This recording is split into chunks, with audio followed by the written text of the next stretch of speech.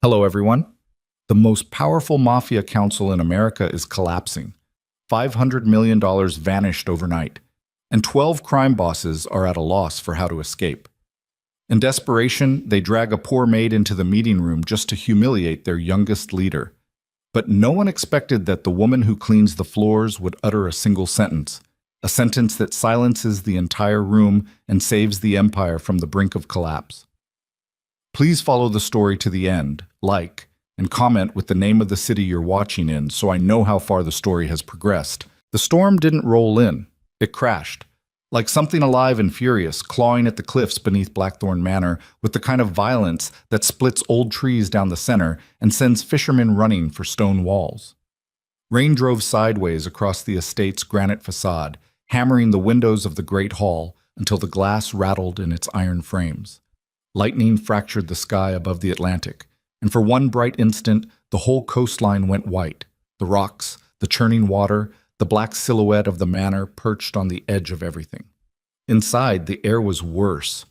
12 men sat around a table carved from a single slab of Italian marble. The table alone was worth more than the houses most Americans would ever own. Its surface was cluttered with documents, satellite imagery, shipping manifests, half-empty crystal tumblers of bourbon and scotch, and 3 encrypted laptops whose screens cast a sickly blue glow across hard faces. Cigar smoke drifted toward the vaulted ceiling in slow, lazy threads, curling around a chandelier that hadn't been dusted in months. Nobody cared about the chandelier. Nobody cared about anything except the number that kept flashing on the center screen. $512 million. Frozen. Not seized, not stolen. Frozen, which was somehow worse because it meant the money still existed, still sat in accounts and shell corporations and bonded warehouses across 4 continents, but nobody could touch it. Not 1 cent.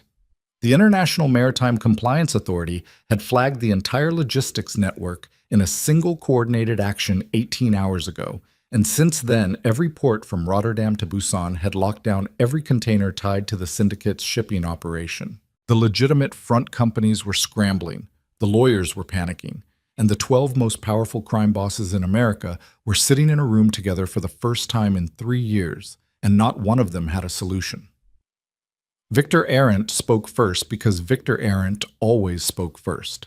He was 71 years old, built like a retired longshoreman, with a face that looked like it had been assembled from spare parts, a crooked nose broken at least 4 times, deep-set eyes the color of wet concrete, and a jaw that seemed permanently clenched. He controlled the northeastern corridor, everything from the Canadian border down to Philadelphia, and he'd been in the game long enough to remember when disputes were settled with baseball bats in parking garages rather than encrypted conference calls. "We hit them," Arendt said. His voice scraped across the room like a boot on gravel. "We find whoever triggered the freeze and we make an example. That's how this works. That's how it's always worked." "Hit who, Victor?" The question came from across the table, delivered with the kind of weary patience usually reserved for explaining things to children. Marco DeLuca leaned back in his chair, one leg crossed over the other, his manicured fingers steepled beneath his chin. DeLuca ran the southeastern operations, Florida, the Gulf Coast, the Caribbean pipeline, and he dressed like he was permanently on his way to a charity gala. Charcoal suit, no tie, a watch that cost more than a car. "You want to hit the IMCA, they're a multinational regulatory body. You can't put a bullet in a regulatory body. I can put a bullet in the people who run it. There are 9,000 employees across 14 countries. You planning to shoot all of them?" A few men chuckled. Arendt's neck went red. "You think this is funny, Marco? We're bleeding $500 million and you're sitting there like you're waiting for the valet." DeLuca didn't blink. "I think killing people right now is the fastest way to turn a financial problem into a federal one. The Bureau is already circling. A TF has been running surveillance on 3 of our port facilities since January. You start dropping bodies and we won't just lose the money. We'll lose everything." The arguing continued like that for nearly an hour. Factions formed and dissolved. Alliances shifted with every new proposal. Sal Petrocelli, who controlled the Chicago territory, wanted to bribe their way out. He claimed to have contacts inside the IMCA's European division who could be bought for the right price. Tomas Varga, whose West Coast network moved more product through the Pacific Rim than anyone at the table, dismissed bribery as a temporary fix and argued for abandoning the frozen assets entirely, writing off the loss and rebuilding through alternative channels. $500 million is a lot, Varga said, rubbing the bridge of his nose, but it's not everything. We cut our losses, restructure, and cut our losses? Arendt slammed his palm on the marble. The tumblers rattled. That's my money sitting in those containers, Tomas. My territory funded 60% of that shipment. You want me to just walk away from $300 million? I want you to stop acting like a man who thinks the world still runs on threats and broken kneecaps. The room went quiet for exactly 2 seconds. Then 3 men reached for their waistbands simultaneously, and the temperature dropped 10 degrees. At the head of the table, Damien Voss hadn't said a word. He was 34 years old, which made him the youngest person in the room by at least 15 years. He sat in the chair that had belonged to his father and his father's father before that, and he sat in it the way a man sits in a chair he isn't sure he deserves. Straight-backed, shoulders tight, jaw working on nothing. His dark hair was cut close, almost military, and his face had the kind of angular sharpness that could read as handsome or dangerous depending on the light. Right now, in the blue glow of the laptop screens and the intermittent flash of lightning, it read as both. Damien controlled more territory than anyone at the table. His network stretched from the mid-Atlantic down through the Carolinas and across the southern border, with tendrils reaching into Mexico and Central America that even the other bosses only partially understood. His father, Nikolai Voss, had built the empire over 40 years. Damien had inherited it at 28 when Nikolai died of a stroke in this very room, collapsed right out of this chair, face first into the marble, while the council watched and did nothing. Some of them had smiled. Damien remembered who smiled. He'd spent 6 years proving he was more than a dead man's son. He'd modernized the logistics. He'd shifted the revenue streams away from the old-school narcotics trade and into legitimate adjacent enterprises. Shipping, real estate development, private security contracts, tech investments that laundered money so cleanly it came out the other side looking like innovation. The syndicate had never been richer, never been more sophisticated, never been closer to the line between criminal empire and corporate powerhouse. And now it was falling apart, because the IMCA freeze hadn't happened by accident. Damien knew that. Someone at this table, or someone connected to someone at this table, had leaked information to the regulatory authorities. The freeze was too precise, too perfectly timed, too comprehensive to be random enforcement. This was a surgical strike, and it had his fingerprints on the target. He felt the eyes on him. Every time the council met and things went wrong, the eyes found their way to the youngest man in the room. He could feel the calculation behind those stares, the weighing, the measuring, the quiet question that none of them asked out loud, but all of them were thinking, is the boy strong enough to hold this together? Damien. The voice came from the far end of the table, Gregor Harlan. 63 years old, silver hair slicked back, reading glasses perched on his forehead like he'd forgotten they were there. Harlan controlled the financial infrastructure, the banks, the lawyers, the accountants, the invisible architecture that kept the syndicate's money moving. He was the closest thing the council had to a neutral party, which meant he was the most dangerous person in the room, because neutrality in this world was just another word for patience. You've been quiet. I'm listening. You've been listening for 2 hours. The council would benefit from the thoughts of the man whose territory is most exposed. Damien looked at Harlan for a long moment. Then he looked at the screen. 512 million. The number hadn't changed. It wasn't going to change by itself. I think we're asking the wrong questions, Damien said. His voice was low, controlled, the kind of voice that made people lean forward to hear it. We keep talking about how to unfreeze the money, but the money is frozen because our structure is exposed. The IMCA didn't stumble onto this. Someone handed them the blueprint.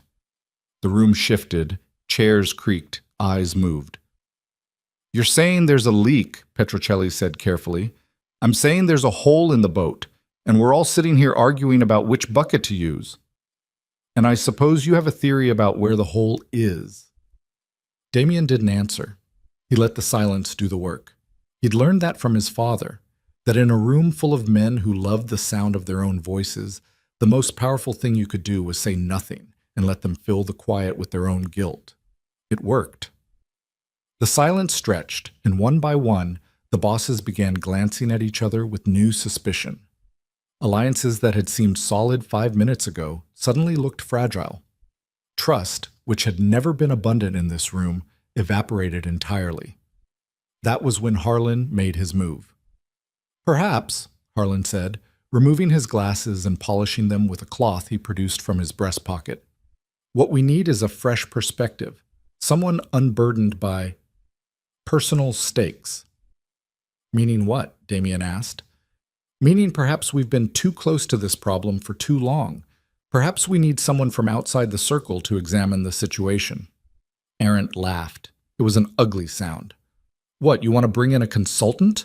A McKinsey presentation for the Mafia?" "Not exactly." Harlan glanced toward the service door at the far end of the hall. "I was thinking something more illustrative." Something cold moved through Damien's chest. He knew Harlan. He knew what that particular tone meant. The false reasonableness, the theatrical pause, the slight upturn at the corner of his thin lips. Harlan wasn't proposing a solution. He was staging a humiliation. Before Damien could respond, Harlan raised his hand and snapped his fingers twice. The sound was sharp, precise, almost surgical. It cut through the murmur of the room like a blade. The service door opened. She came in carrying a silver tray, 3 coffee cups, a sugar bowl, a small pitcher of cream. Her uniform was black, plain, unadorned, the kind of thing you could buy at any uniform supply store for $40. Her shoes were flat-soled, practical, slightly scuffed at the toes. Her hair was pulled back in a tight bun that had probably been neat at the start of her shift but had loosened over 12 hours of work, and a few dark strands fell across her forehead. She was somewhere in her late 20s, with a face that was more interesting than beautiful. Sharp cheekbones, a jaw with a slight asymmetry that pulled her expression into something that could be mistaken for defiance, and eyes the color of dark coffee that moved around the room with a watchfulness that didn't belong to someone in her position. Her name was Evelyn Hart, and she had been cleaning floors and serving drinks at Blackthorn Manor for 7 months. She set the tray down on the side table without making a sound. She'd learned to do that, to move through rooms full of powerful men like she was made of air. It was a survival skill. In her world, being noticed was never a good thing. "Ah," Harlan said, his voice carrying the warm, performative tone of a man about to enjoy something at someone else's expense. "Perfect timing. Gentlemen, I'd like to propose something unconventional." Damien's fingers tightened around the arm of his chair. He could feel where this was going the way you feel a car about to go off the road, that instant of sickening certainty before the impact. "Our young leader has spent 2 hours failing to offer a solution to this crisis," Harlan continued, addressing the room but watching Damien. "His territory is the most exposed. His shipping network is the one that's been compromised. And yet he sits here, silent, while the rest of us scramble." He turned to Evelyn with a smile that never touched his eyes. "Miss, would you come here for a moment?" Evelyn looked at him. Her expression didn't change. She'd heard that tone before. The casual authority of men who viewed her as furniture that could occasionally be made to perform. "Sir? Come. Stand by the table. I have a question for you." She walked to the table. Her flat shoes made no sound on the marble floor. She stood with her hands clasped in front of her, the way she'd been trained. Visible but unassuming, present but not participating. Several of the bosses were already grinning. Petrocelli had his hand over his mouth. Arendt looked like a man who'd just been handed front-row tickets to a boxing match. "Tell me, dear," Harlan said. "You clean this room. You serve our refreshments. You've been here all evening listening to our conversation. If you were in charge of saving a $500 million international shipping operation, what would you do?" The laughter came immediately. It rolled through the room like a wave. Deep, male, self-congratulatory laughter. The kind that isn't really about humor, but about reinforcing the hierarchy. About reminding everyone in the room who matters and who doesn't. Damien felt his face go hot. He understood the play now. Harlan wasn't asking for Evelyn's opinion. He was using her as a prop. a visual aid in his ongoing campaign to convince the council that Damien Voss was a boy playing at a man's game. If even a maid could match his leadership, then what was he worth? He looked at Evelyn. She stood still while the laughter washed over her. Her eyes were fixed on a point somewhere above Harlan's shoulder. Her jaw was tight, her breathing was even. She'd been humiliated before. You could see it in the way she absorbed it, not with shock or hurt, but with the practiced stillness of someone who had learned a long time ago that showing pain in front of certain people only made things worse. "Go ahead," Arendt called from across the table, wiping his eyes. "Tell us your plan, sweetheart. We're all ears." Something shifted in Evelyn's expression. It was subtle. A slight narrowing of the eyes, a barely perceptible tightening of her shoulders, like a wire being pulled taut. She looked down at the marble table, at the shipping manifests, the satellite images, the financial projections that 12 of the most powerful men in America couldn't make sense of. She looked at them the way a mechanic looks at an engine, not with awe or intimidation, but with the quiet, systematic attention of someone who understands how things fit together. Then she looked at Damien. Their eyes met for exactly 3 seconds. In those 3 seconds, something passed between them that neither of them could have named. A recognition, maybe. The recognition of one outsider by another. Because Damien Voss, for all his power and territory and inherited empire, was just as much a target in this room as she was. The only difference was the size of the cage. Evelyn opened her mouth. "Yes," she said, "I do have something to say." The laughter stopped. Not all at once. It stuttered, caught, died in stages, like an engine running out of fuel. Heads turned, smiles froze. Arendt's hand dropped from his face. Petrocelli straightened in his chair. Even Harlan, who had orchestrated this moment for his own amusement, looked suddenly uncertain, as though a prop he'd placed on stage had begun delivering lines he hadn't written. The room went silent. Every eye was on the maid, and Evelyn Hart, standing alone in a room full of men who could end her life with a phone call, did something that no one in Blackthorn Manor had ever seen a servant do. She stepped forward, toward the table, toward the maps and the money and the men who controlled it all. And the storm outside screamed against the windows, as if the night itself knew that something irreversible had just begun. That was the first thing Damien noticed. 12 men who spent their lives making fast, violent decisions had all gone completely still, like statues carved from expensive suits and old grudges.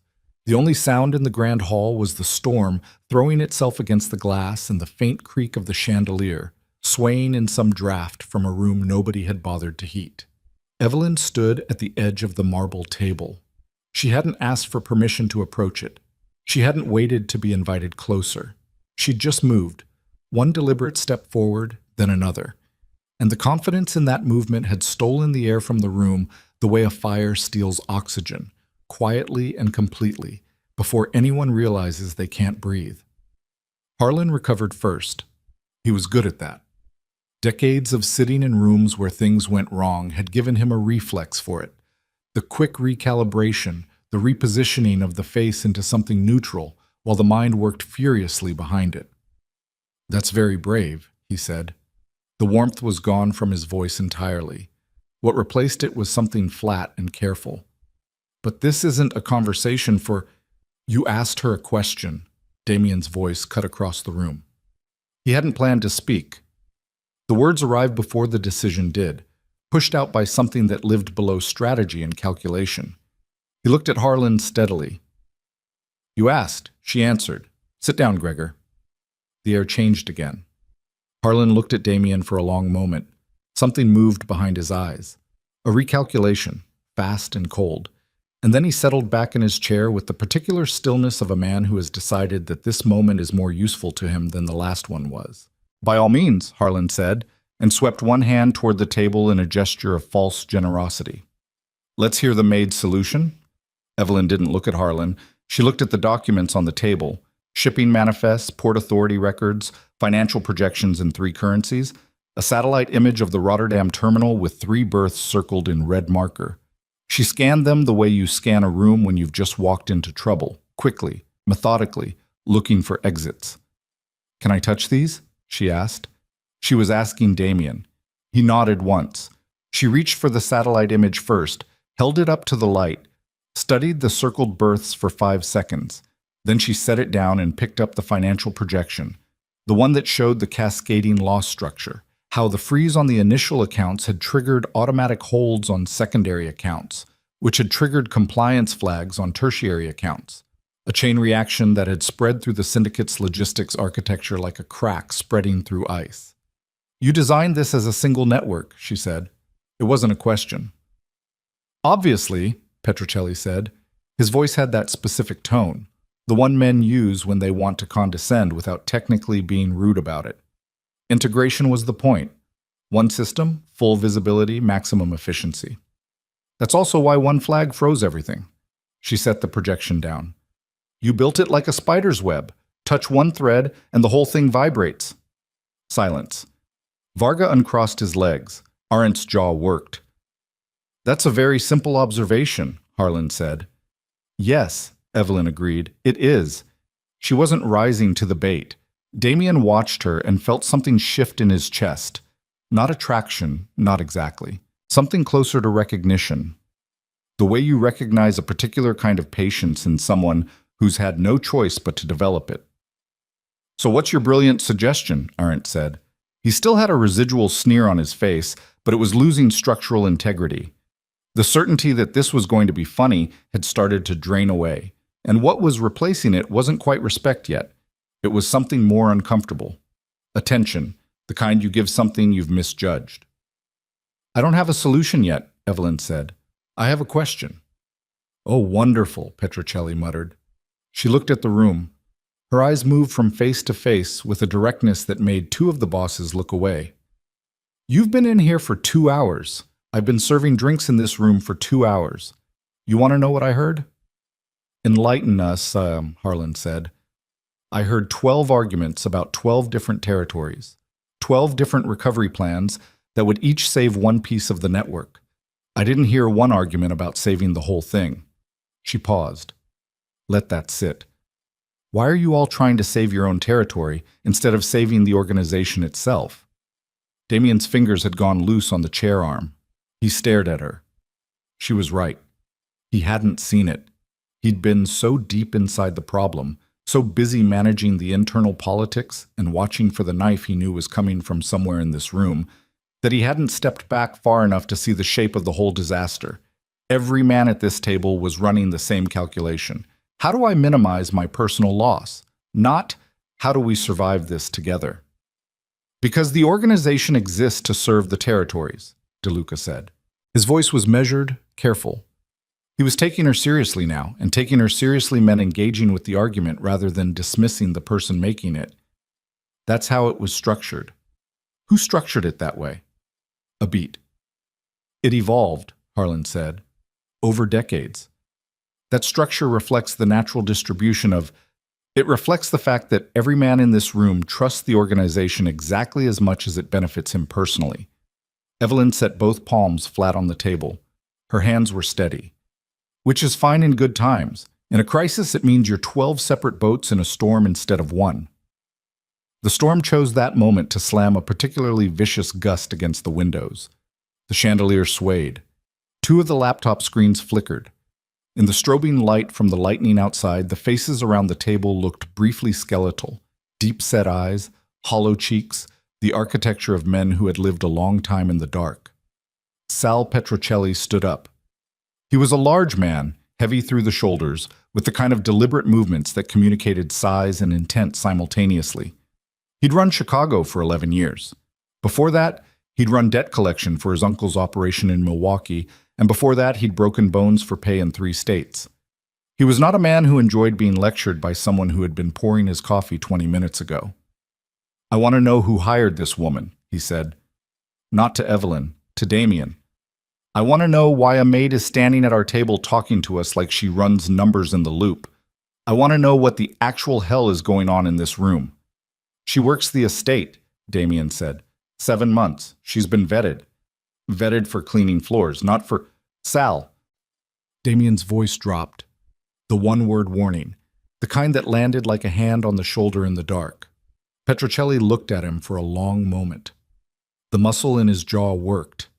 Then he sat back down, slowly, like a man choosing to be reasonable as a deliberate act rather than a natural state. "Ask your question," Damien said to Evelyn. She looked at the documents again. She picked up two of the shipping manifests, one from the Rotterdam operation, one from the Busan terminal, and held them side by side. "Who controls the logistics contracts for these two ports?" "Not on paper. Actually." The room went quiet in a specific way, a held breath way. Several pairs of eyes moved toward Tomas Varga. Varga had the Pacific Rim. He'd also, through a series of acquisitions over the past 4 years, absorbed the European port operations from a consortium that had previously been controlled jointly by 4 council members.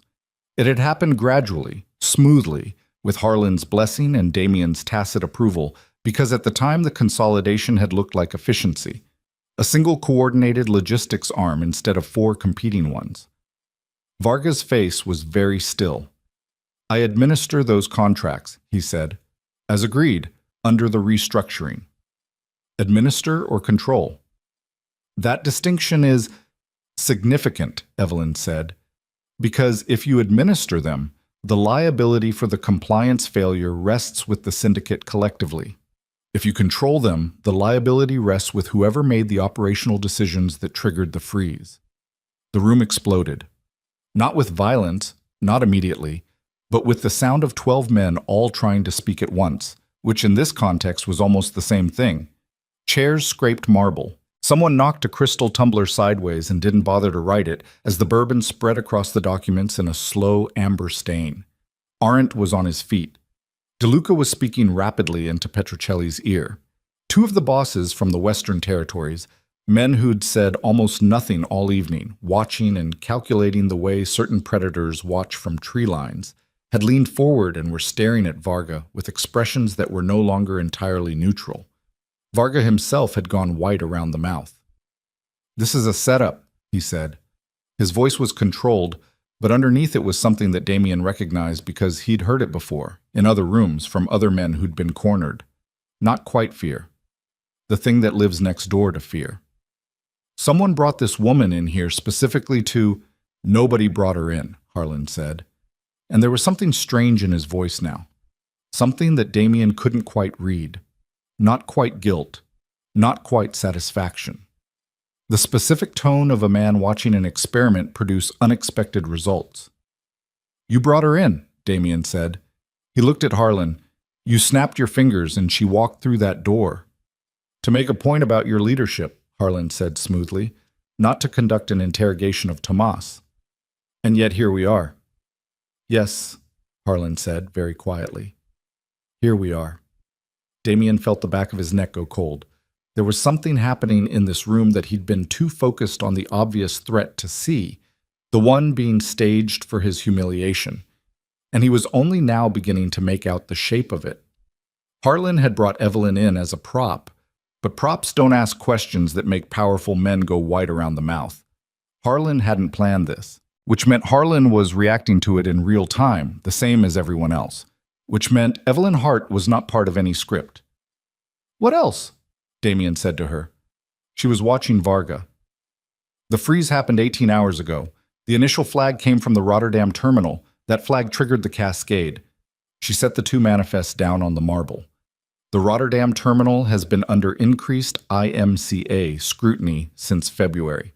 That's in these documents. It's noted in the compliance watch list." She tapped the relevant page. Anyone who actually read these documents in February would have known to restructure the Rotterdam accounts before this happened. "The compliance reports go to the logistics committee," Petrocelli said slowly. He was doing the math. You could see it on his face, the slow, reluctant arithmetic of a man arriving at a conclusion he doesn't want. "The logistics committee is administered by me," Varga said. The word came out careful and separate. "And it's a 3-man committee. The compliance reports go to all 3 of us." "Who are the other 2? Evelyn asked. She was asking the room, but the room was looking at Damien. Damien stared at the table for 3 full seconds. He was doing something he rarely allowed himself to do in front of the council. He was thinking visibly. Because the answer to that question mattered enormously, And the answer was something he should have known without having to recall. And the fact that he didn't know it instantly was the kind of gap that men in this room would remember. Keller, he said finally, and Marsh. 2 names, both of them dead. Keller had died of a heart attack 14 months ago. Marsh had been killed in a car accident that may or may not have been an accident 7 months ago. The silence that followed was a different quality of silence from any that had come before. It was the silence of a room full of people simultaneously arriving at the same possibility.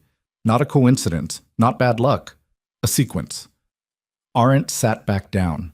He did it slowly, like a man whose legs have stopped trusting him. Both of them, DeLuca said softly. He wasn't asking. He was saying it out loud because saying it out loud was the only way to make it real. Varga was standing now. His chair had rolled back 3 feet. His hands were at his sides, very still, in the way that hands go still when the body is working hard not to do something they're itching to do. I want to be very clear, he said, about what I am and what I'm not being accused of in this room right now. Nobody's accusing you of anything, Harlan said. His voice had the careful neutrality of a man buying time. Like hell, Arendt said. 2 of the 3 men who saw those compliance reports are dead, and the one who's still alive is standing there looking like he swallowed something wrong. That's an accusation, Gregor. It's just not dressed up like one yet.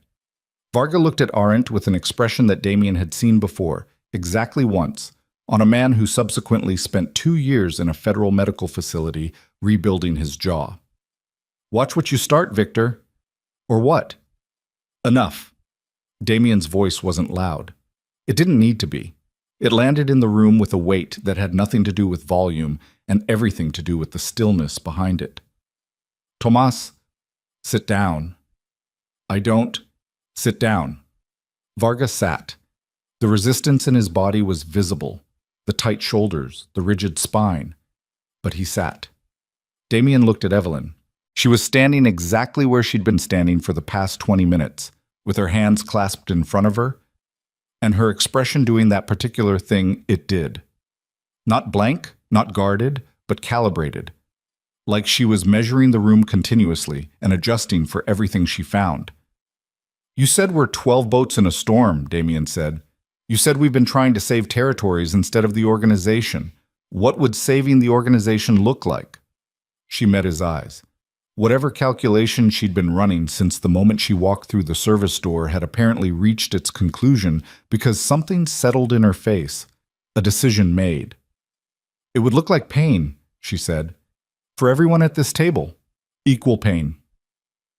Several of the bosses made sounds, dismissive sounds, skeptical sounds, the particular sound men make when they want to communicate that they've already decided not to agree with whatever comes next. Evelyn ignored the sounds. She reached across the table and picked up a dry erase marker from the tray beside one of the laptops. She held it up. Is there a board? Something I can draw on? Nobody answered. Damien looked toward the far wall where a presentation screen had been rolled down at the start of the evening and not used. He nodded at it. Evelyn walked to the screen. Her flat shoes made no noise. She uncapped the marker.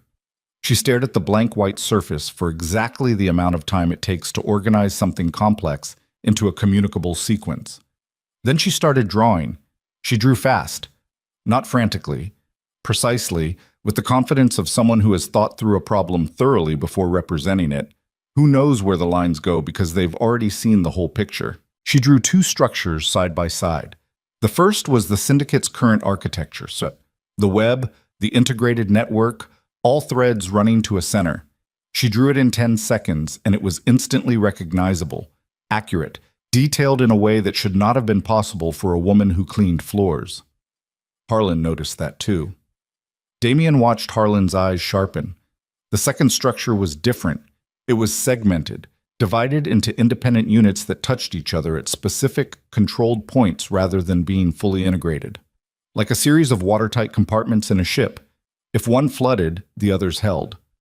The logistics contracts were distributed differently. The compliance responsibility was distributed differently. The liability, crucially, was distributed differently. The bosses stared. Some of them were leaning forward now, without realizing they were doing it. Each family takes an equal cut on the short-term recovery costs, Evelyn said, drawing lines between the compartments. Not proportional to territory, equal, across the board. She turned from the board. 10% of each family's liquid reserves pooled into a single restructuring fund. Used to buy time with the port authorities, restructure the frozen accounts, and rebuild the logistics architecture into this. She tapped the second diagram. Not a web, a chain. You lose one link, the rest keeps moving. The room absorbed this. Arendt spoke first. 10% is about 28 million in your case, Evelyn said. She'd done the math. Based on the reserve estimates in those financial projections. Arendt's mouth closed. That's not a request, DeLuca said slowly. He was studying the diagram.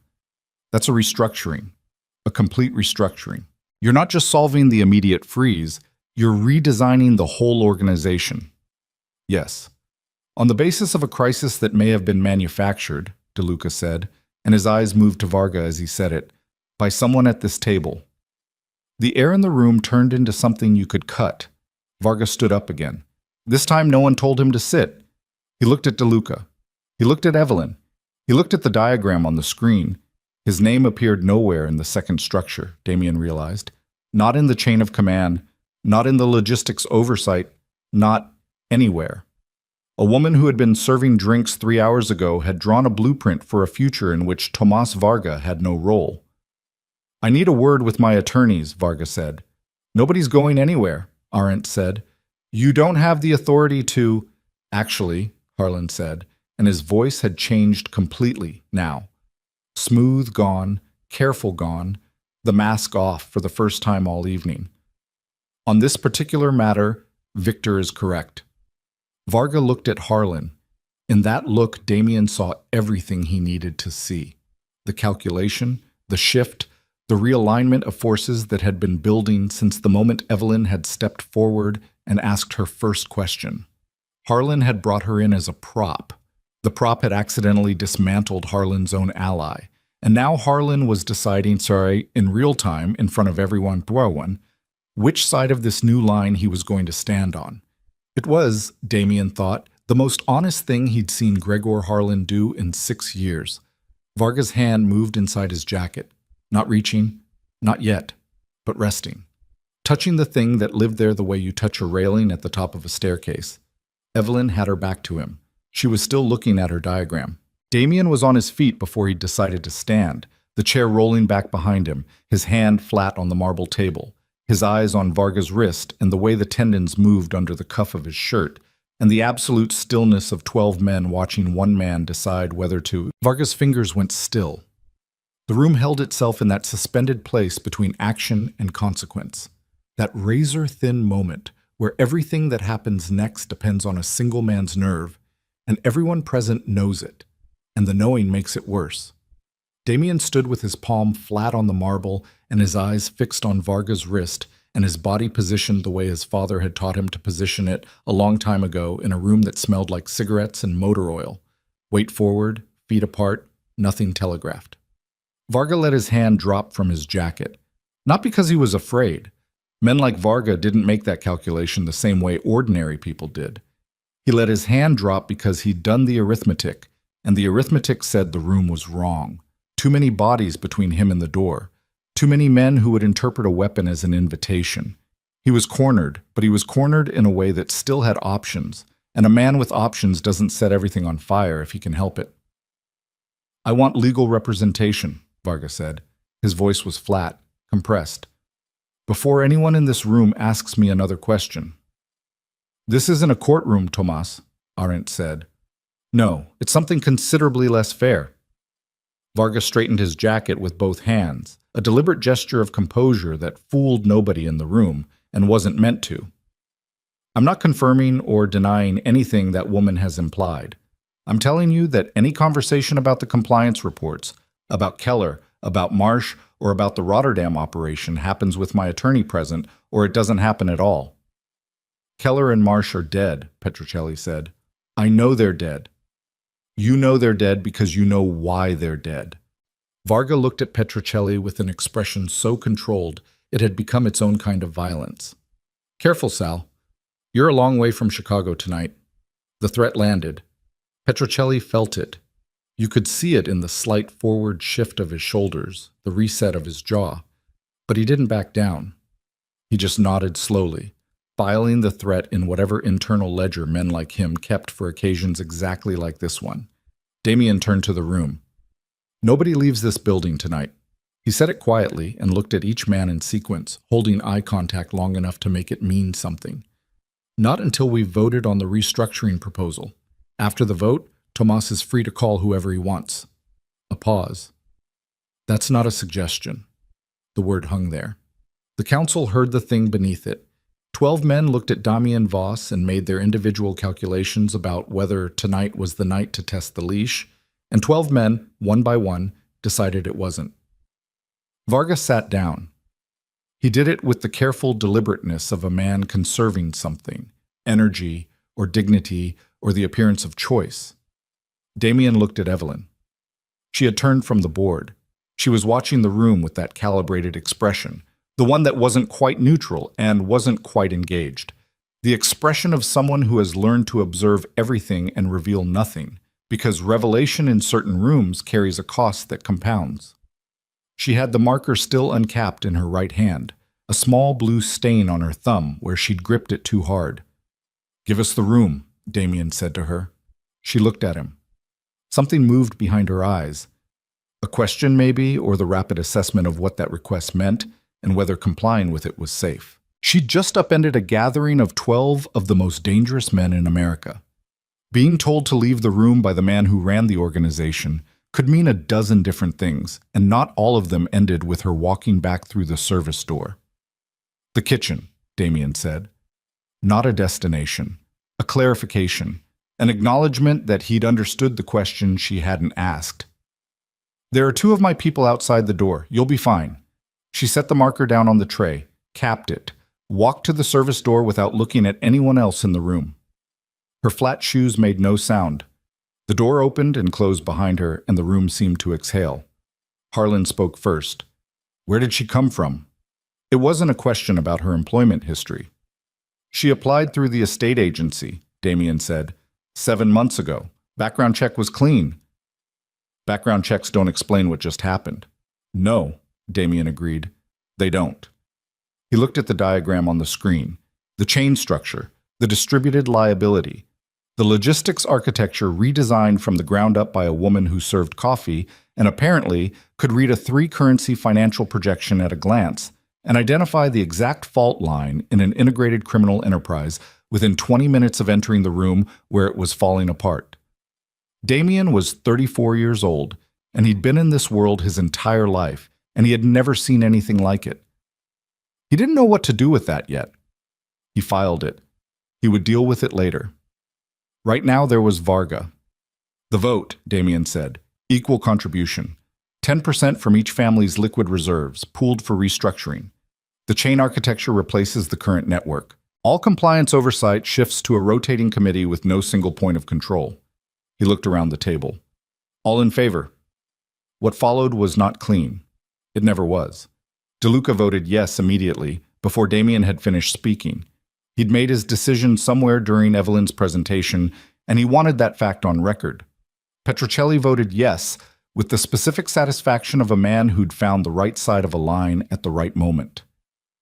3 of the other bosses voted yes in quick succession, the Western Territories following the financial logic, because Western Territories always followed the financial logic. Harlan voted yes, which surprised no one, because Harlan always voted with whatever future he'd already decided was inevitable. That left 4 abstentions, and Varga, who sat with his arms crossed and his jaw set and said nothing, which in council protocol was recorded as a no. 5-1, 4 abstaining. The council charter required a simple majority for structural votes. The motion passed.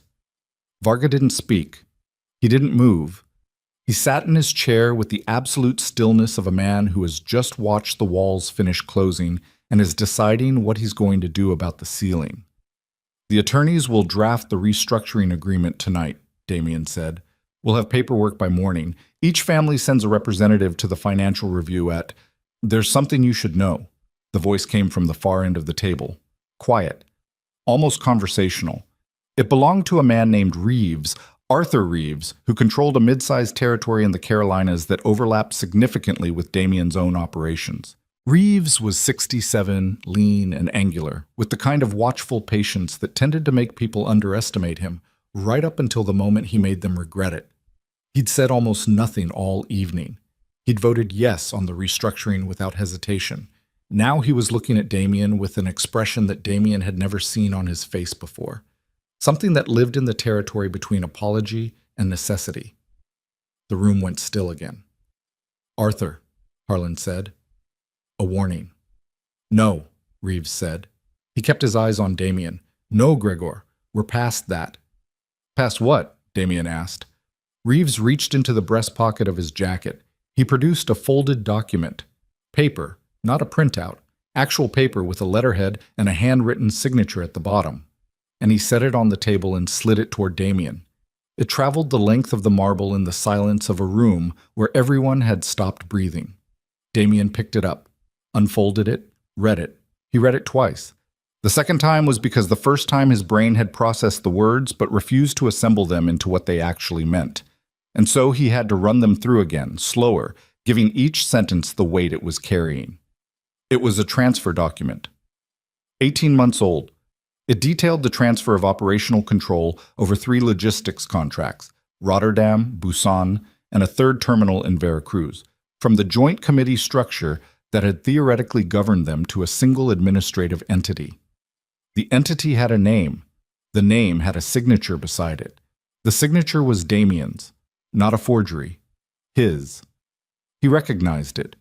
The specific way he wrote the D in Damien, slightly angular, a habit from childhood he'd never corrected. The way the V in Voss always ran slightly long. His signature.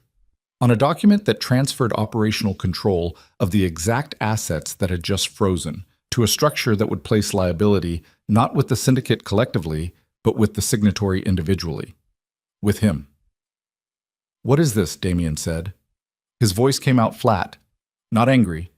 Flat. The way things go flat when the body is managing something too large for the usual emotional registers. "It's what it looks like," Reeves said. "I didn't sign this." "I know you didn't." "Then how?"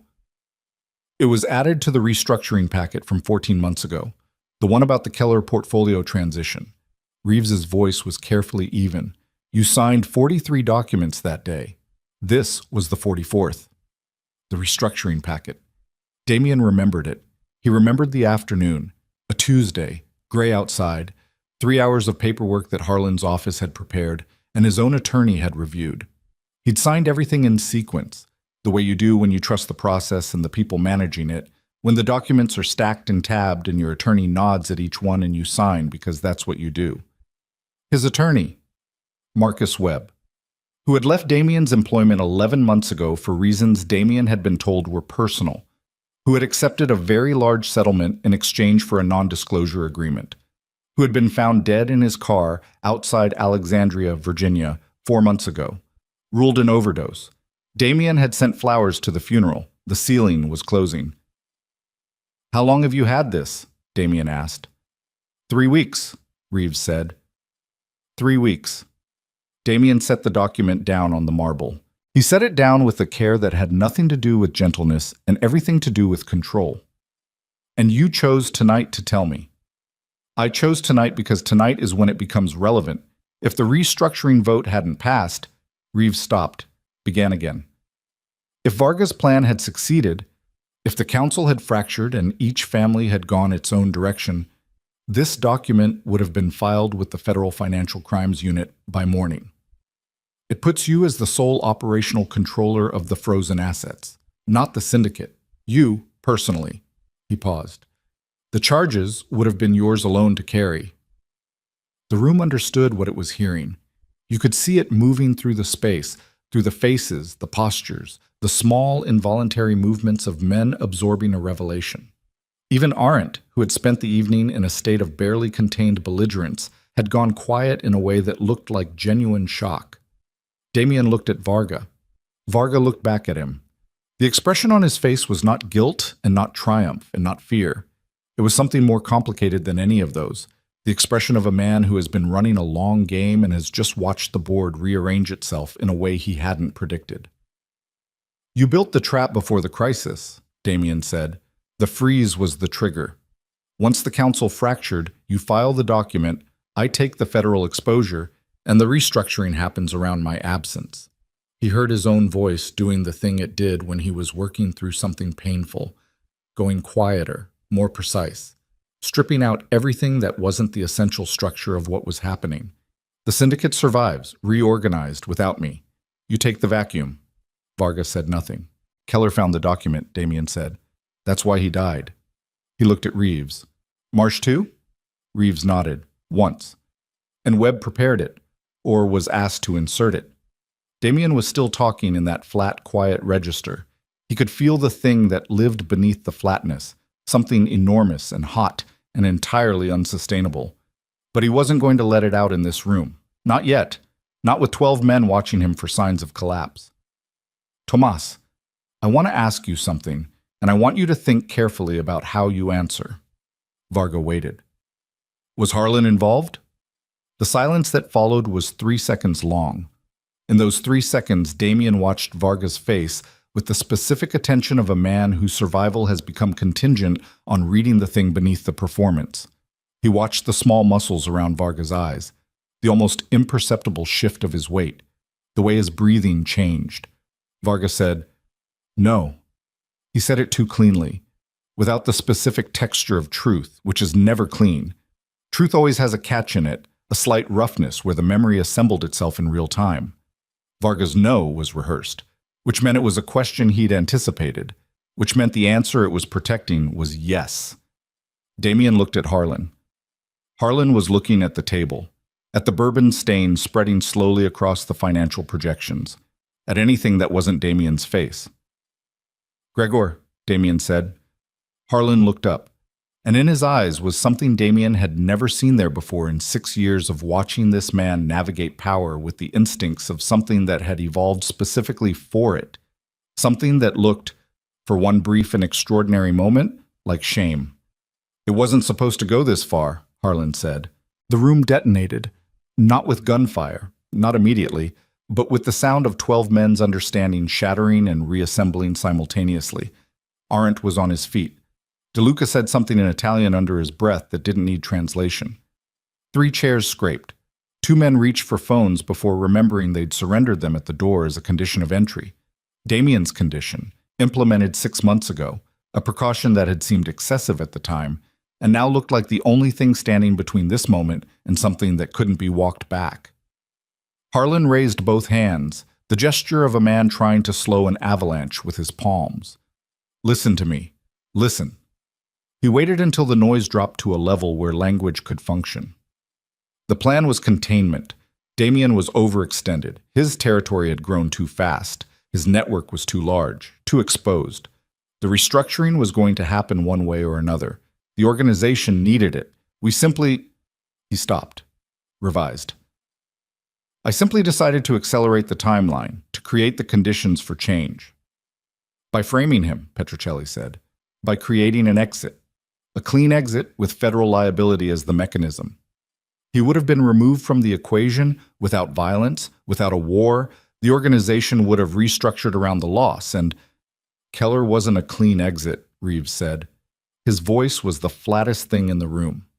"Marsh wasn't a clean exit. Webb wasn't a clean exit." Harlan's hands were still raised. His face had gone to a place beyond shame, to a kind of stripped-down pragmatism. The face of a man who has run out of performances and is left with only the architecture beneath them. "Those were Tomas's decisions. I was informed after the fact." "You're lying," Damien said. Harlan looked at him. He didn't deny it. Damien stood there at the head of a table where the man he'd trusted most had just confessed to engineering his destruction. In a room where the vote that had saved him had been guided by a woman he'd met through a staffing agency 7 months ago. And he felt the pieces of the last 18 months rearranging themselves into a shape that had been there all along. Every meeting he'd thought was going well, every alliance that had held a little too comfortably, every time Harlan had been the voice of moderation when other voices pushed for conflict, all of it recontextualizing in real time, The way a face you've known for years suddenly looks different when you see it in a different light. The document, Damien said. He picked it up from the table. He held it between two fingers like something he was deciding whether to keep. He looked at Varga. He looked at Harlan. He looked at the forged signature. His own name, his own handwriting, the particular signature he'd made 10,000 times. And he felt something shift in the deepest part of his chest, something that had been there since he was 28 years old and watched his father's face go slack and gray in this room while 11 men sat and watched and did nothing. Something he'd spent 6 years managing, containing, refusing to become. "Here's what's going to happen," Damien said. His voice was quiet. Quieter than anything that had been said in this room all night. Quieter than the storm outside, which had moved on. The rain had dropped to a low hiss against the glass, the lightning gone, the fury exhausted. In its place was the particular silence that follows violence. "Tomas," he looked at Varga, "you're going to give me the names of every person outside this room who knows about this document, every attorney, every contact, every federal source you were going to use to file it. You're going to give me those names tonight in this room before anyone leaves." He paused. "You're going to do that because the alternative is that I walk out of this room and make a different kind of decision, and the kind of decision I make outside this room is not subject to council oversight or legal procedure or any of the other structures that have been keeping you breathing for the last 3 weeks." Varga stared at him. The calculation was visible, just barely, in the tight skin around his eyes. "And Gregor, Damien said. He turned to Harlan. He looked at the man who had been his father's closest advisor, who had been his own most trusted voice, who had sat in this room and watched Nikolai Voss die, and had started planning the next chapter before the body was cold. "You're finished." Harlan said nothing. "Not dead," Damien said, because in this room the word finished required clarification. "Retired. Tonight. Your territories revert to the Council for redistribution. Your seat at this table ends. You'll be provided for. You'll live comfortably, somewhere that isn't here, and the arrangement will be explained to your people in whatever way saves the most face." He let that sit for 2 full seconds. "But if I see you in this building again, if I hear your name in a context that I haven't authorized, if a single piece of paper moves in this organization that I later connect to your handwriting..." He stopped. The rest of the sentence didn't need to be spoken. Harlan looked at Damien Voss. Really looked at him, maybe for the first time. And what he saw there made the blood leave his face in a way that no argument, no threat, no posturing had managed all evening. He nodded. Outside the hall, in the kitchen off the service corridor, Evelyn Hart sat on a wooden stool with a cup of tea she hadn't touched and listened to the muffled sounds of a room reorganizing itself around a catastrophe. She could hear the elevated voices, not the words, the movement of chairs, the specific percussion of a large space containing too much pressure. She wrapped both hands around the cup. The ceramic was warm. Her hands were steady, which surprised her because 20 minutes ago she'd been standing at a table with 12 armed men and had said things that could not be unsaid, in a room where the price of a wrong word was something she didn't want to calculate. The door to the corridor opened. One of Damien's men, the larger one, with the square jaw and the careful eyes, leaned through. "He wants you back in." Evelyn looked at the tea. She looked at the door. She set the cup down and stood up, and as she walked back down the corridor toward the grand hall, something occurred to her that she hadn't allowed herself to think about while she'd been standing at that table. A question she'd been pushing to the edge of her attention since the moment Harlan had snapped his fingers, and she'd walked through the service door and seen, in the scattered documents on that marble table, something that had made her stomach drop through the floor and hadn't come back up since. Because the compliance report from Rotterdam, the one she'd pointed to, the one that should have been read and acted on in February, had a footer, a small, almost invisible administrative footer that listed the document's internal routing history. Who had received it? When? In what order? She had almost missed it. She would have missed it if she hadn't spent the last 7 months memorizing the administrative structure of Blackthorn Manor the way you memorize the layout of a building you might someday need to leave very quickly. The routing history listed 4 recipients: Varga, Keller, Marsh, and one other name, a name she'd recognized immediately, with a cold, sinking certainty that she had spent the last 20 minutes trying to figure out what to do with. A name that didn't belong to anyone at that table, a name she knew from somewhere else entirely. From a life she had constructed very carefully and lived very quietly for 3 years before she had answered a job listing for domestic staff at a private estate on the Maine coast, and packed one bag and driven north on a Tuesday in the rain, looking in the rear-view mirror more than she looked at the road. Evelyn pushed open the door to the grand hall. 12 men looked at her. And somewhere in the room, behind one of those faces, was a person who knew exactly who she was and had known it for longer than she had been standing at that. Damien saw her face the moment she came through the door. Not the composed face she'd carried through the last 2 hours. The calibrated, watchful stillness she'd worn while standing at the marble table and dismantling an empire's architecture with a dry erase marker. That face was gone. What replaced it was something rawer and more frightening, because Evelyn Hart was not a woman who showed fear easily, and what was moving behind her eyes right now was not quite fear, but was its close neighbor, the specific expression of someone who has just understood the full dimensions of the trap they're standing in. She stopped 3 steps inside the door. The room looked at her. 12 men in various states of exhaustion and recalibration, the chandelier still swaying slightly above them, the storm outside reduced to its aftermath. Just rain now, steady and low, and the distant sound of water running off the cliff face into the Atlantic below. The bourbon stain on the documents had dried to amber. Varga sat with his arms crossed and his eyes forward, a man conserving himself for whatever came next. Harlan sat with his hands flat on the table, looking at nothing, the retirement Damien had handed him settling over his shoulders like something heavier than it sounded. Damien watched Evelyn's eyes move across the room.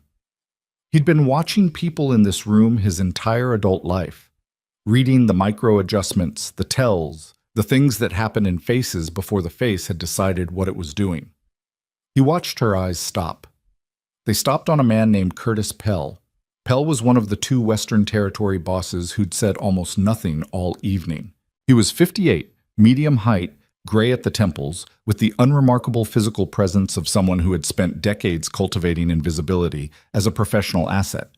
He controlled the distribution networks across the Mountain West, Nevada, Utah, Colorado, the corridor that connected the Pacific Rim imports to the interior. He was not the largest piece of the syndicate. He was not the most powerful voice at the table. He was the kind of man you looked past, which Damien had always understood was precisely the point. Evelyn was not looking past him. Pell was looking back at her. And in that exchange, 2 or 3 seconds, less, something passed between them that Damien couldn't read but could feel the weight of, the way you feel the weight of a structure before you understand its architecture. "Sit down," Damien said to Evelyn. He said it quietly, pulling a chair from the side of the room and setting it near the table. Not at the table, near it. He needed her close. She walked to the chair, her eyes moved off Pell, and she sat, and he watched her hands settle in her lap, steady, clasped, the same controlled stillness she'd worn all evening. But her jaw was different, tight in a specific way. The way a jaw goes tight when the mouth is holding something back that the body wants very much to say. "Tomas," Damien said. He turned to Varga. "Names." Varga looked at him for a long moment, then he reached inside his jacket, slowly, with the deliberate telegraphing of a man who is very aware of what hands inside jackets mean in this room, and produced a phone. He set it on the table face up and slid it toward Damien. "Everything you need is in the contacts.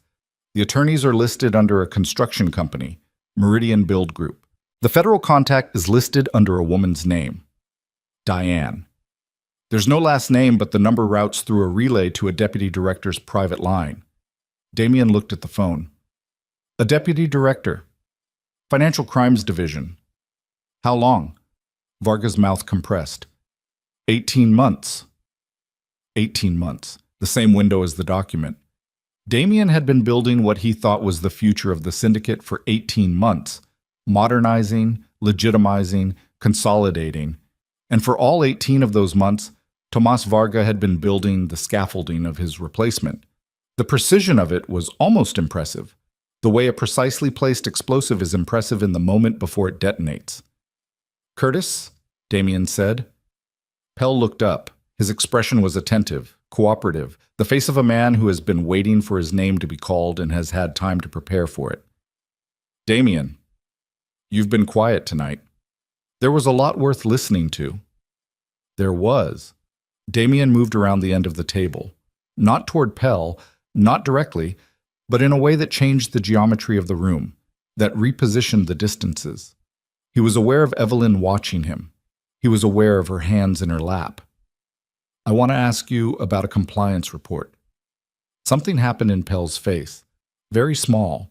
The kind of thing that people without Damien's particular education in reading rooms would have missed entirely. "The Rotterdam report," Damien said. "From February. The one that flagged the terminal for increased IMCA scrutiny." He stopped moving. He was 4 feet from Pell now, not close enough to be threatening, close enough to be undeniable. It had a routing list. 4 recipients. Pell's hands were flat on the table. Still. "I'm not on the logistics committee." "No," Damien agreed. "You're not." He looked at Evelyn. "Tell him what you saw." The room shifted. Every head turned toward her. Evelyn looked at Damien for 1 second, a question, and he gave her the answer with a slight nod. She looked at Pell. "The routing footer on the compliance report listed 4 recipients," she said. Her voice was steady. She'd made the decision on the way through the door. You could hear it, the resolution in the evenness of her tone, the thing she'd been holding back in her jaw now released into language. Varga, Keller, Marsh, and a 4th. The 4th was a forwarding address, an internal administrative relay. It routes through the estate's document management system. She paused. "I know that relay. I've used it. It's assigned to the executive correspondence office." Another pause, shorter. "Curtis Pell's correspondence office." The room was absolutely silent. Pell looked at Evelyn with an expression that had stopped being cooperative and become something else. Something that Damien felt against his skin like a change in air pressure. "That's a document routing system," Pell said. "Administrative staff use those relays to distribute correspondence across multiple offices. The fact that something passed through a relay I'm administratively connected to doesn't mean—" "You knew about Rotterdam in February," Evelyn said. "You knew the terminal was flagged. You knew the compliance failure was coming. You had 5 months to alert the committee or restructure the accounts. You didn't." "I had no reason to—" "You had 300 million reasons," Arendt said. His voice was gravel and broken glass. "Because if the freeze happened and the document held and Damien went federal, someone needed to step into the vacuum." He was staring at Pell with the expression of a man recalculating everything he thought he understood about the room he'd been sitting in all evening. Someone with clean hands, someone who'd stayed quiet while everyone else bled. Pell stood up. He didn't reach for anything. He just stood. And in standing, in the particular way he held himself, weight balanced, nothing wasted, he communicated something that changed the temperature of the room in a way that Varga's hand near his jacket had not. Because Varga's move had been desperation. What Pell was doing right now was something older and more deliberate, the composure of a man who had anticipated being here. "I want to say something," Pell said. He addressed the room. Not Damien, the room. "I want to say it clearly, so there's no misunderstanding about what happened and why." His voice was even, measured, the voice of a man delivering a prepared statement. "This organization has been dying for 3 years. Everyone in this room knows it. The integration, the modernization, the shift toward legitimate enterprise, it all sounded reasonable, and it all made us more visible, more exposed, more vulnerable to exactly the kind of institutional pressure that froze $500 million tonight." He looked around the table. Damien inherited an empire and tried to turn it into a corporation. That's not leadership. That's transformation without consensus. And in this organization, transformation without consensus is just another word for a coup. "So you built your own," Damien said. "I built a correction." Pell said it without heat. That was the most frightening thing about him. The absence of heat. Gregor understood the need for structural change. Tomas had the logistics architecture. I had the federal connection and the patience to wait for the right moment. He looked at Damien directly. The plan was clean, no war, no bodies, except for the ones Tomas created on his own initiative and against my explicit instruction. A brief glance at Varga, something cold in it. You would have faced federal charges. The charges would have resulted in a negotiated exit, and the organization would have restructured under a council governance model rather than a single-family dominance model. He paused. It was better for everyone. Tell that to Keller, Reeves said. Tell that to Webb, Petrocelli said. Tomas made those decisions, Pell said. I've said that. I'll say it in any form you want. Damien looked at him. He looked at him the way he'd looked at the transfer document, with that specific stripped-down attention of a man reading something he needs to understand completely before he decides what to do with it. He looked at Curtis Pell, and he thought about his father dying in this room. He thought about 6 years of holding this together, of making the thing work, of taking the skepticism and the testing and the quiet, constant pressure of men who wanted him to fail, and converting it, year by year, into something that at least functioned. He thought about the 43 documents he'd signed that Tuesday afternoon with Harlan's office, with Marcus Webb sitting across from him and nodding at each one, with trust as the lubricant that made the whole machine run. He felt something happen in his chest, not grief, not rage, something past both of those, a kind of clarifying cold. How many people in the federal contact's office have the document? Damien asked. Pell looked at him. What? The transfer document, the one with my signature. How many copies exist in the federal system right now? A beat. It hasn't been filed yet. The trigger was the council fracturing tonight. Since the restructuring vote passed, Pell stopped. Since the vote passed, you don't have a play anymore, Damien said. The document only works if the organization falls apart, and I'm left holding the exposure alone. With the restructuring in place, the liability is distributed. Filing it now does what, exactly? It implicates the entire council in a collective compliance failure. He watched Pell's jaw tighten almost imperceptibly. You need me isolated to make it work, and I'm not isolated. Pell said nothing. The federal contact, Damien said. Diane. Does she know what she has? A longer pause. She knows it's a liability document tied to the IMCA freeze. Does she know it's forged? The silence this time was different.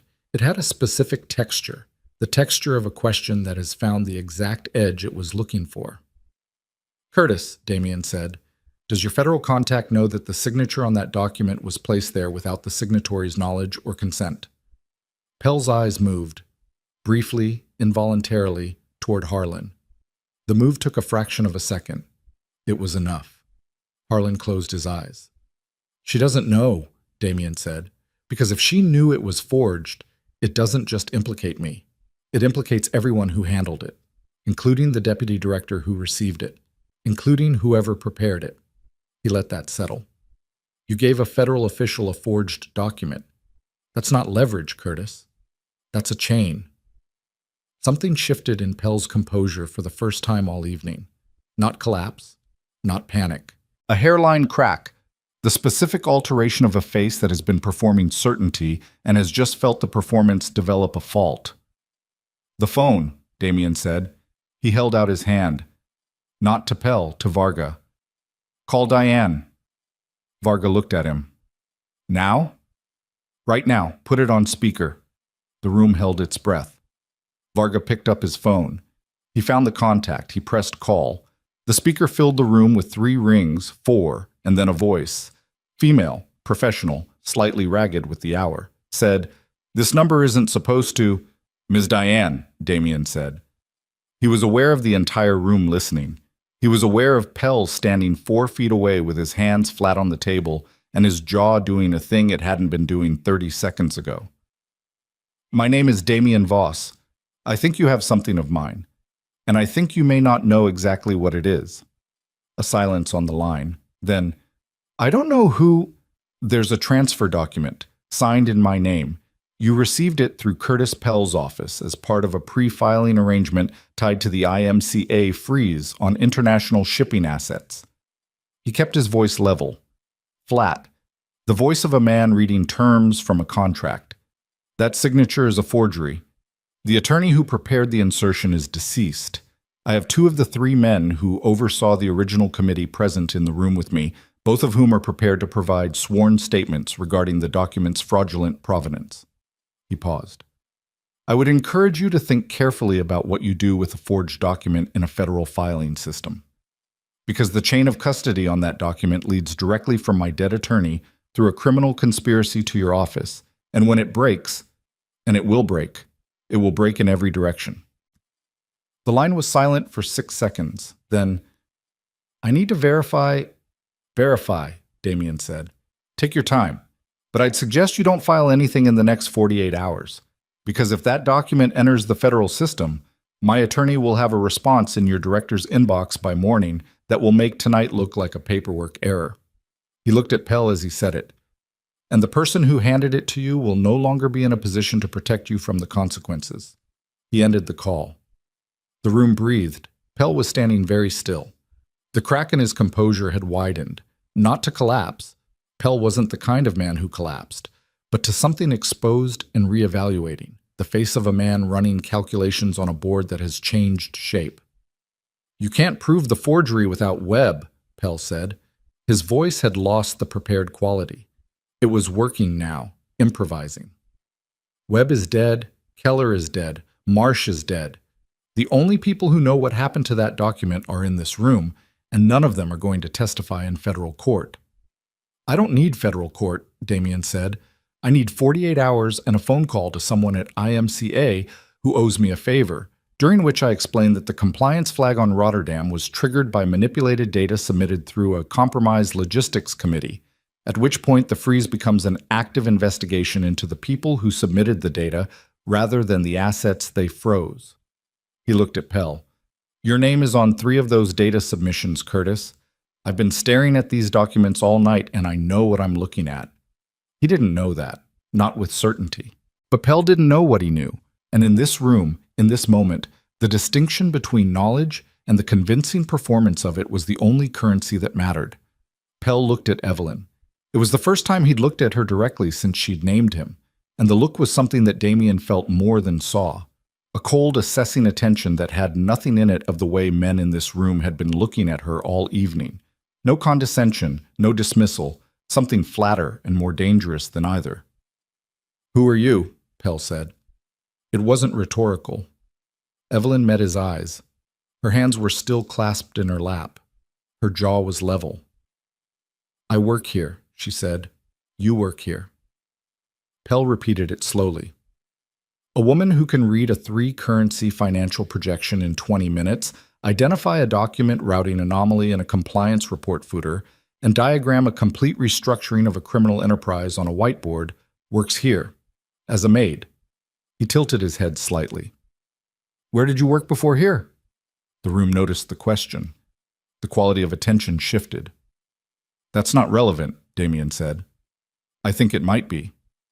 Pell's voice had found a new direction. He was no longer defending. He was probing, and the probe was finding something. Because the skill set she just demonstrated in this room doesn't come from cleaning floors and serving coffee. It comes from somewhere specific, somewhere institutional. He looked at Evelyn steadily. IMCA has a field analysis division. They embed analysts in organizations under regulatory scrutiny. They've been doing it for 4 years under a program that doesn't have a public name. He paused. The compliance flag on Rotterdam came from inside the network, from data gathered by someone with access to the estate's document system. Another pause. Shorter. Someone who spent 7 months inside this building. The silence was absolute. Damien turned to Evelyn. She was looking at Pell. Her face had gone very still. Not the calibrated stillness of earlier, the professional stillness, the survival stillness. This was different. This was the stillness of a person standing at the edge of something and deciding in real time whether to step back or let themselves fall. Evelyn, Damien said. His voice was quiet, private almost. in a room full of people. Look at me. She looked at him. Her eyes were the color of dark coffee, and they were absolutely clear. No performance, no calibration, nothing managed. Just the direct, unmediated expression of a person who has been living inside a constructed identity for long enough that the moment of its dissolution feels like both a relief and a kind of death. Tell me, Damien said. And in the long, suspended moment before she answered, with 12 men holding their breath in a storm-washed room on a cliff above the Atlantic, the entire architecture of the night rearranged itself one final time into something none of them had seen coming, something that made every betrayal that had come before it look like preparation for the one that... Evelyn looked at Damien for 3 full seconds. The room pressed in. She could feel it. The weight of 12 men's attention, the specific density of air in a space where too many consequential things have happened in too short a time, where the walls themselves seem to have absorbed the tension and are holding it in the plaster and the stone. She breathed in, out, slow. "My name is Evelyn Hart," she said. "That part is true." Damien waited. "I worked for the International Maritime Compliance Authority for 6 years, Field Analysis Division. The program Pell described? It exists. I was part of it for 4 years before I left." She paused. "I left 18 months ago, voluntarily, with documentation. My clearance was revoked and my files were archived, and I signed a separation agreement that included a non-disclosure clause covering my entire operational history." She looked at her hands. "I'm not here as an IMCA asset. I haven't been an IMCA asset for a year and a half." "But you were," Pell said. "I was. And the compliance flag on Rotterdam? I filed that in January before I left. It was a standard observation report based on data patterns I'd identified during my last 6 months of active service. I didn't know it would end up in a council briefing. I didn't know this organization existed in the way it exists until I was already inside it." She looked up. "I came here because I needed to disappear, because of what I found at the IMCA before I left. Because of what I found inside the program itself." The room was completely still. "What did you find?" Damien said. Evelyn looked at Pell. "I found a deputy director who was running a secondary operation through the field analysis program. Not regulatory enforcement, intelligence harvesting, identifying criminal financial infrastructure, flagging it through official channels, and simultaneously selling the intelligence to competing organizations. Foreign buyers mostly, cartels with European expansion interests, anyone who would pay for a map of American syndicate logistics." She kept her eyes on Pell. "The Rotterdam flag I filed in January was supposed to go into the standard compliance pipeline. It didn't. It was intercepted and redirected. To Diane's office. To the deputy director." She paused. "To whoever Diane was already in contact with at the time." Pell's face had gone very controlled. The kind of controlled that is its own form of expression. "You intercepted my report," Evelyn said, "before it reached the standard pipeline. You'd been monitoring my work for months, probably because my observation patterns were getting close to the secondary operation. When I resigned, you thought it was over. You didn't know I'd kept copies." She reached into the breast pocket of her uniform jacket. The room's tension spiked. Hands moved, weight shifted. But what she produced was a folded piece of paper, a single sheet. She set it on the table. "That's a summary. The full documentation is with an attorney in Portland who has instructions to file it with the IMCA Inspector General's office and 3 federal oversight committees if I miss a scheduled check-in call." She looked at Pell steadily. "I missed last week's call because I was trying to figure out whether what I was seeing in this building was what I thought it was. I called in an override this morning. I have until Friday." Friday was 36 hours away. Curtis Pell looked at the paper on the table. He didn't touch it. He looked at it the way you look at something you've been trying to avoid seeing for a long time, and have finally run out of room to avoid. "The secondary operation," Damien said. He was looking at Pell, not Evelyn. "Assembling it. You were buying from the deputy director. The intelligence she was harvesting from the field program. Information about syndicate operations, logistics architecture, exposure points. You were purchasing it. That's how you knew about Rotterdam. That's how you built the timeline for the freeze. You didn't just know it was coming because you sat on the compliance report. You had IMCA, field intelligence, telling you exactly when the regulatory pressure would peak. He paused. You had a federal official mapping the syndicate's vulnerabilities for you, and you used that map to build a coup. Pell said nothing. The document, the forged signature, that was the last piece. Damien's voice was quiet and relentless. You had the intelligence. You had the logistics through Varga. You had Harlan's institutional authority to legitimize the transition. All you needed was the mechanism to remove me cleanly. A forged liability document handed to a federal official who didn't know it was forged. She files it. I face individual federal exposure. I can't fight it from inside the organization because the organization is just fractured. Because you've also timed the crisis to maximize internal fracturing. He looked at Harlan. Gregor accelerated the restructuring conversation, created the fracture conditions. You supplied the map and the weapon. Harlan's hands were still flat on the table. He hadn't moved in 20 minutes. He looked like a very old man, older than he'd looked at the beginning of the evening. And the thing on his face wasn't quite shame anymore. It was simpler than shame. It was the exhausted, stripped-down expression of a man at the end of a very long and complicated road. I didn't know about the IMCA secondary operation, Harlan said. I knew about Diane. I knew Curtis had a federal contact. I didn't know the contact was corrupt.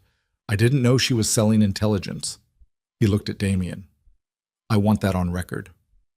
There is no record, Gregor, Damien said. This room doesn't make records. Then I want you to know it. Damien looked at him for a long moment. It doesn't change what you did. No, Harlan said. It doesn't. Pell moved, not toward a weapon, not with his hands, but laterally, 2 steps toward the side of the room, toward the space between 2 bosses where the geometry opened slightly, where the distance to the secondary exit behind the presentation screen was shortest. It was a small movement, and it was fast, and it communicated everything. The calculation that the conversation was over, that the room had reached its conclusion, that the only variable left was whether Curtis Pell walked out of Blackthorn Manor tonight or didn't. Damien's man, the large one with the square jaw who'd retrieved Evelyn from the kitchen, was through the side door before Pell had completed his second step. He was not alone. 2 more men came through the main entrance simultaneously, and the geometry of the room reorganized itself around Pell in a way that left him standing in the center of it, equidistant from every exit, surrounded by men who had been waiting in the corridors all evening for exactly this contingency. Pell stopped. He stood very still. He looked at the men around him and he did the arithmetic, and the arithmetic was simple and unambiguous. He looked at Damien. The deputy director, Damien said. Diane. Her full name, her office address, the complete record of every intelligence transaction she ran through the field analysis program. You're going to give me all of it, tonight. And in exchange, Pell said, in exchange, you leave this building with a pulse.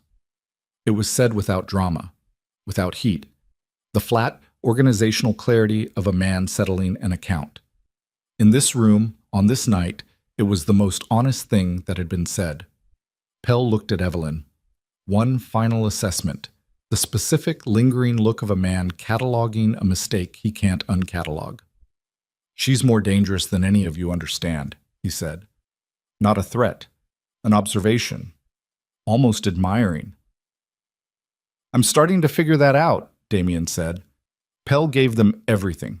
He sat at the marble table for 40 minutes with one of Damien's men beside him and a laptop open in front of him, and he provided names, dates, transaction records, the communication channel he'd used to receive intelligence from the deputy director's office, the routing structure for the payments that had gone in the other direction. He was thorough.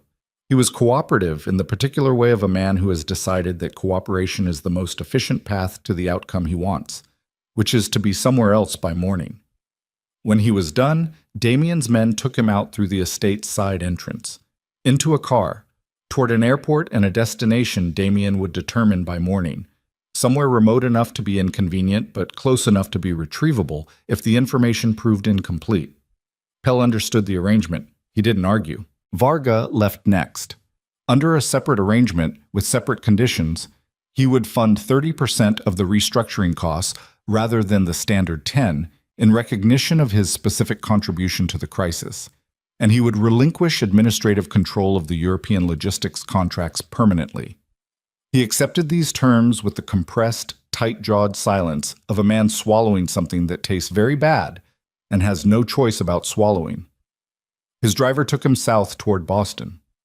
Harlan didn't need a car. He walked. He stood at the marble table and he looked at Damien for a long time without saying anything that needed to be said, and then he picked up his jacket from the back of his chair and he walked through the main entrance of Blackthorn Manor for the last time, into the wet pre-dawn air, toward the car that had been waiting for him in the motor court since 11 o'clock the previous evening. Damien watched him go from the doorway. He watched until the taillights disappeared around the curve of the cliff road, and then he stood in the doorway for another minute with the cold, wet air on his face, breathing it in, letting it do what cold air does to a body that has been in a pressurized room for 6 hours. One by one, the remaining bosses left. They shook hands or didn't. They made calls from the motor court.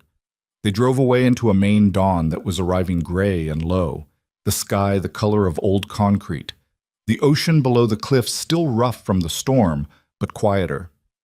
The kind of rough that is settling rather than building, that has spent itself and is now just working through its own aftermath. By 6 in the morning, the grand hall was empty except for Damien and Evelyn and the debris of the night. The documents, the maps, the dried bourbon stain, the 3 laptops, the crystal tumblers, 2 of which were broken. The chandelier had stopped swaying. The storm was gone.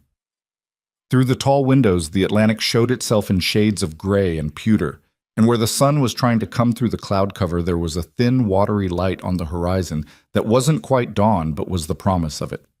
Evelyn sat in the chair where she'd sat when she came back through the service door. She was still in her uniform. Her hair had come fully loose from its bun over the course of the night and hung around her face in a way that made her look younger and more tired than she'd looked at any point during the preceding hours. She had the cup of tea from the kitchen, cold now, forgotten, on the table beside her. Damien sat in his chair at the head of the table. He was looking at the blank presentation screen where her diagram was still visible in dry erase marker, slightly smeared at one edge, where someone had brushed against it during the chaos of the Pell confrontation. He'd been looking at it for 10 minutes without speaking. "The documentation with the attorney in Portland," he said. "The IMCA secondary operation. That's real." "Yes." "If you file it, the deputy director goes down. The field analysis program gets exposed. IMCA runs an internal investigation that will almost certainly surface the Rotterdam flag and connect it to this organization." "Yes." "Which creates a new federal problem, different from tonight's, but real." "Probably." Damien looked at her. "What do you want to do with it?" It was a genuine question, not a threat framed as a question, not a test. A genuine transfer of decision-making to a person who had earned it through the course of an evening that had consumed everything else. Evelyn looked at the table. She thought about the 6 years she'd spent inside a regulatory body that was supposed to be the cleanest version of accountability in the financial crimes world. She thought about what she'd found there, in the fractures, in the places where the accountability structure had been quietly hollowed out from the inside. She thought about Portland, about the attorney, about the check-in calls she'd been making from a burner phone in her car every Friday morning for a year and a half. "If the documentation goes to the Inspector General," she said, "the secondary operation shuts down. The deputy director faces criminal exposure. The field analysis program gets restructured under independent oversight." She paused. "That's the outcome I built the documentation for. That's what I wanted when I put it together." "And this organization?" "The IMCA investigation focuses on the internal corruption, not on the organizations the intelligence was sold about. That's what the documentation establishes. The crime is inside the regulatory body, not in the syndicate's operations." She met his eyes. "You're not the story. You're the context." Damien absorbed this. "You built it that way deliberately." "I built it to stop what Diane was doing," Evelyn said carefully. "The way I built it also happens to focus the exposure in the direction where the actual crime is." A pause. Those things aren't mutually exclusive. No, Damien agreed. They're not. He was quiet for a moment. File it, he said, on Friday, after the restructuring agreements are drafted and signed. Give the attorneys 48 hours to establish the new architecture, and then file the documentation. He looked at her steadily. The organization can absorb the IMCA investigation if the restructuring is in place. If it's not, I know, she said. Do you need anything to file it safely? Resources, legal support. I have what I need. Evelyn. He said her name with a flatness that was not coldness but something more precise. The tone of a man who has decided to be exact about something he could be vague about. I need to ask you something, and I need you to be straight with me. She waited. Did you know what you were walking into when you applied for this position, 7 months ago? She looked at the table, at the cold tea, at the dried bourbon stain, at the diagram on the screen that she'd drawn 40 minutes into the most dangerous conversation of her life, drawing on 7 months of watching and listening and moving through rooms like she was made of air. I knew this estate had a connection to organized financial infrastructure, she said. I knew the IMCA had been watching it. I knew it was adjacent to what I documented. She paused. I didn't know the specifics. I didn't know the council met here. I didn't know Varga or Pell or Harlan or what they were building. She looked up. I came here because it was far away from the people I was hiding from, and because the job paid in cash, and because this building sits on a cliff at the end of a private road, and it's very easy to see cars coming from a long way away. Damien looked at her for a long time. And now? And now it's 6 a.m, and I've been awake for 22 hours, and I'd like to know if I still have a job. Something happened in his face. Not a smile, not exactly. The shift of a face that has been holding something back for long enough that the muscles have forgotten how to stop. A slight easing, like a fist finally opening. The council voted last night, he said. 11-1. The restructuring passes. The new architecture goes into effect immediately. He looked at the diagram. The strategic oversight position, the one built into the chain structure, the one with independent authority over compliance review across all territories, that position needs to be filled. He looked back at her. It doesn't currently have a salary attached to it because it didn't exist 3 hours ago. Evelyn looked at him. I'm going to need someone who can read a 3-currency financial projection in 20 minutes and identify document routing anomalies in compliance report footers, Damien said.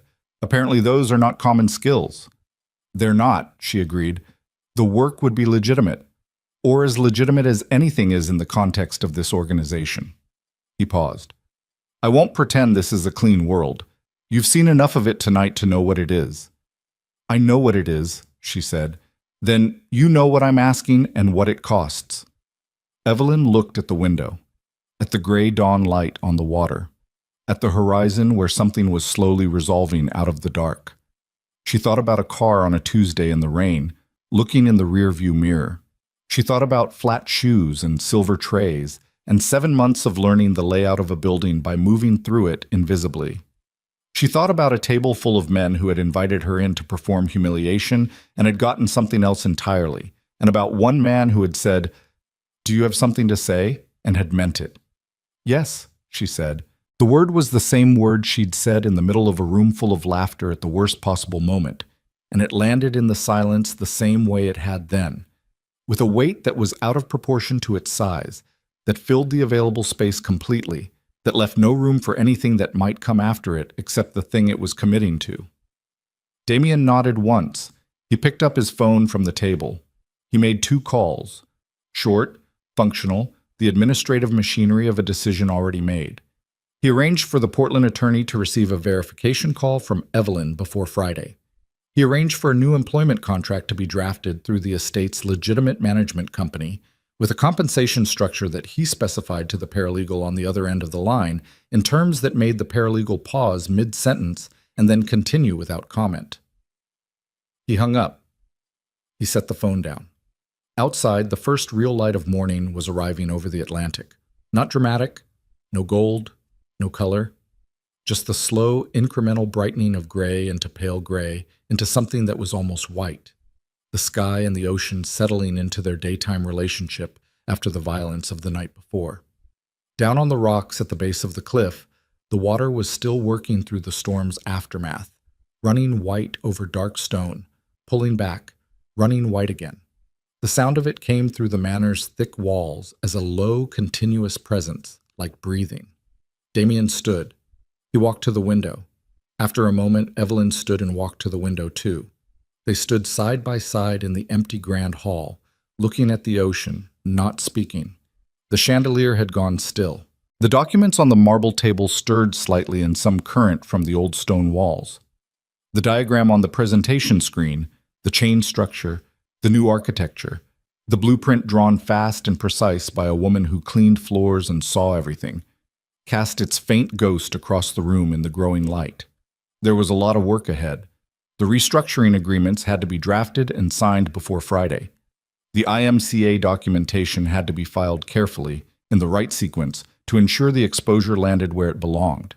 The federal contact, Diane, had to be managed before she recovered from the phone call and made a decision about the document in her possession. Varga's information had to be verified. Pell's destination had to be confirmed. The 11 bosses who had left this building in the last 2 hours had to return to their territories and begin the painful arithmetic of contributing 10% of their liquid reserves to a collective pool.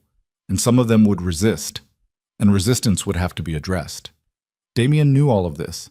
He carried it the way he'd carried everything for 6 years. Not lightly, but steadily, with the specific endurance of a man who had decided that the weight was preferable to putting it down. He looked at Evelyn's reflection in the window glass. She was looking at the water. Her profile in the pale morning light had that slight asymmetry. The jaw, the line of her cheek, that could be mistaken for defiance, but was, he understood now, something simpler and more durable than defiance. Defiance is reactive. It pushes back against something external. What Evelyn Hart had was internal, a structure, something load-bearing that had been built over years of carrying things that should have broken it and hadn't. "One more question," he said. She looked at his reflection. "Yes?" "The question you asked. In the beginning. Why are you fighting over ownership of something that's already dying?" He paused. "How long had you been sitting on that before you said it?" Evelyn looked back at the ocean. The water was lighter now, the white foam visible against dark rock, the horizon clarifying. "About 90 minutes, she said. "I watched you all argue for an hour and a half before I understood what you were actually arguing about." "Which was?" "Fear," she said. "All of you. Dressed up as strategy and territory and survival, but underneath it just fear. The fear that if you give an inch of what's yours, the other 11 men in the room will take a mile." She was quiet for a moment. Organizations don't die from external pressure. They die from that. From the moment when everyone inside them decides that protecting their own peace matters more than keeping the whole thing alive. Damien was quiet. "Your father built something," Evelyn said. Not gently, just factually. "And the men around you spent 6 years trying to take it apart because they couldn't stand that it was still standing after he was gone."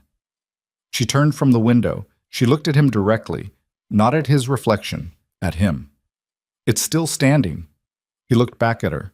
In the pale morning light, in the wreckage of a night that had dismantled and rebuilt the architecture of an empire simultaneously, he looked at Evelyn Hart and thought about his father dying in this room and the 11 men who had watched and done nothing, and the 6 years of carrying that, and the 43 documents he'd signed on a Tuesday afternoon in good faith, and the forged 44th, and the moment he'd said, "Do you have something to say?" and she'd said, "Yes," and the laughter had died and everything that had followed from that single word in that specific room. He thought about what it costs to say yes when the room is laughing. He thought about what kind of person does that anyway. "The seat beside mine," he said, "at the next council meeting." Evelyn looked at him. "It'll be empty," he said. "It's been empty for 6 years." A pause. He looked back at the water. The morning was arriving fully now, gray and honest and without ceremony, the way mornings arrive after storms, not triumphant, just present. "I think it's time to put someone in it." Evelyn said nothing for a long moment. She turned back to the window. She looked at the ocean, the way you look at something that has no interest in your problems, and finds them, in its vast and indifferent way, beside the point. The water ran white over dark stone and pulled back and ran white again. "Ask me in a month," she said. "Fair enough," said Damien. They stood there as the morning came in off the Atlantic, gray and cold and entirely without sentimentality, carrying the smell of salt and deep water, and the particular clean emptiness of air that has been through a storm and come out the other side. The chandelier hung still above the empty table. The diagram remained on the screen. The documents would be collected and secured, and the crystal tumblers would be swept up, and the bourbon stain would be cleaned from the marble by someone with a mop and a steady hand. And the grand hall of Blackthorn Manor would look, by afternoon, like nothing had happened here at all. But something had happened. In the hours between the storm and the morning, in a room full of men who had forgotten that power without structure is just chaos wearing an expensive suit, something had been broken and something had been built. And the thing that had been built was more durable than the thing that had been broken because it had been built by someone who understood. From the ground up, from years of moving through rooms like she was made of air, exactly where the load-bearing walls were. The empire stood, not unchanged, not intact in the way it had been intact the day before, but standing, reorganized around a new architecture, a chain instead of a web, structured to hold when the next storm hit, which it would, because storms always did. And the woman who had walked into the worst night of an empire's history carrying a silver tray and wearing scuffed flat shoes stood at the window in the morning light and looked at the ocean and breathed, and the breathing was quiet and even and entirely her own.